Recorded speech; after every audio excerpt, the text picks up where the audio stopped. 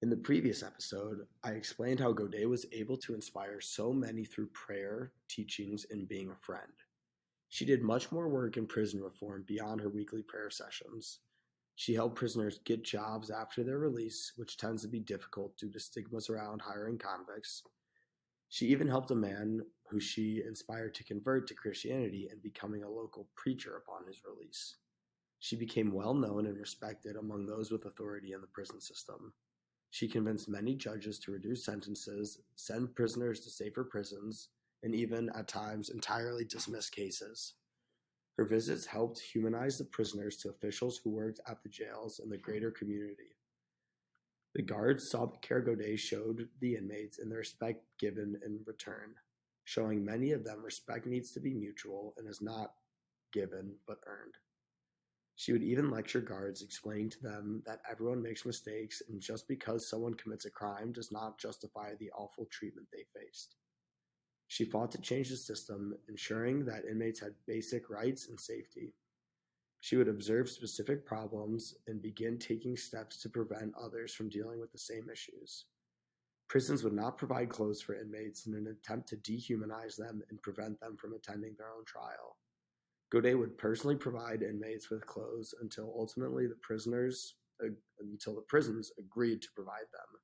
She recalls a specific instance where a man's clothes fell apart, which resulted in him being forced to stay in his bed for 3 days straight. She gave the man clothing, permitting him to leave his room, and granted him the ability to attend his trial he would have missed. It makes you wonder how many people were convicted for something they didn't do solely because they weren't able to attend their trial, and how many people did she prevent from facing the same corruption? Having children of her own, Gaudet was especially upset with the fact that young boys would coexist with grown men in the prison yard for weeks leading up to their sentencing.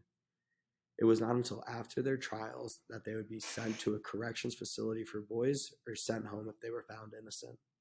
Gaudet recognizes that this is a tactic carefully implemented to sabotage the younger generation in an attempt to create the next class of prisoners. She vowed to build a home for the young boys where she could take proper care of them. She partnered with the Prison Reform Association and reduced the number of inmates in New Orleans. She showed no bias when defending prisoners and was an advocate of treating white and black prisoners the same. She oftentimes would gather evidence in order to protect the freedom of innocent people and prevent false information that would lead to harsher sentences. Gaudet did all of this on her own dime with no financial support. She would sacrifice her time, money, and oftentimes pleasure in order to help others. She would feel guilt for even wondering if she could continue her ceaseless work. Ultimately, she deemed it well worth it since she found it fulfilling and believed she was pleasing God, which would lead her to more blessings.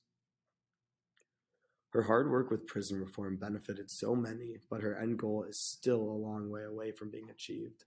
Now, a century later, prisoners still face similar issues, which disproportionately target black and brown people.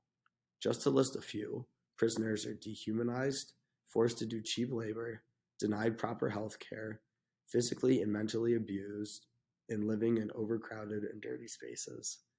The U.S. government, along with private companies, continue to benefit from for-profit prisons by stripping even more rights away from the inmates and exploiting them for work at an even more extreme rate than the public government-run prisons. In my opinion, what would haunt Gaudet the most is the current recidivism rate in the U.S. She was already appalled by the amount of prisoners she saw returning and was clever in understanding that this was calculated.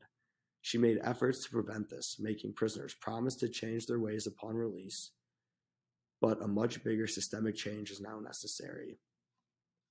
Being the wealthiest country in the world, with around 2 million people incarcerated, the U.S. prison system is one of the biggest corporations in the world, with an annual spending of over $80 billion on corrections.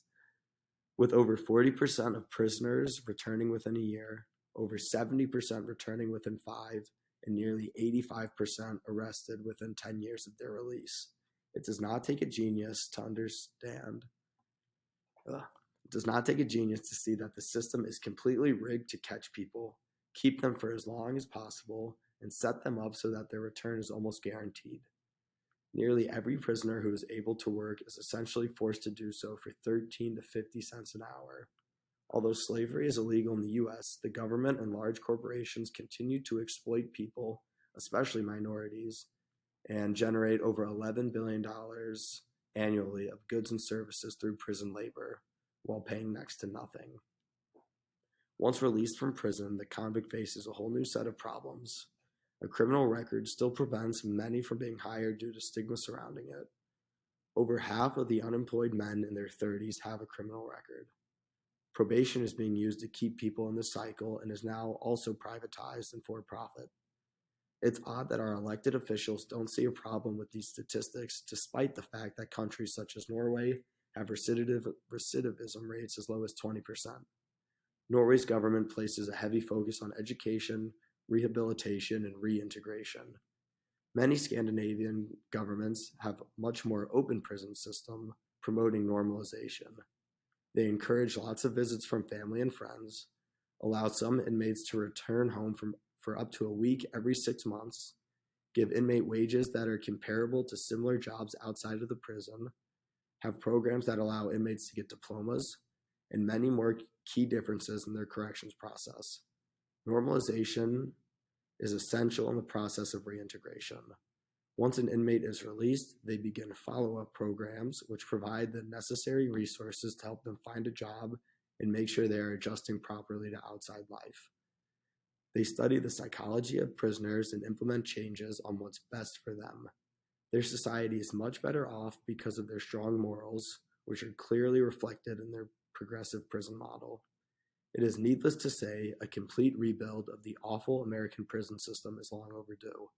The overwhelming evidence shows that the USA would benefit an unbelievable amount from adopting a similar prison model with almost no negatives. We would have lower crime rates, higher trust between citizens and government authority, less spending on prisoners, more people in the workforce, increased level of education, and so much more. This clearly illustrates the United States' true purpose of their prison system is control.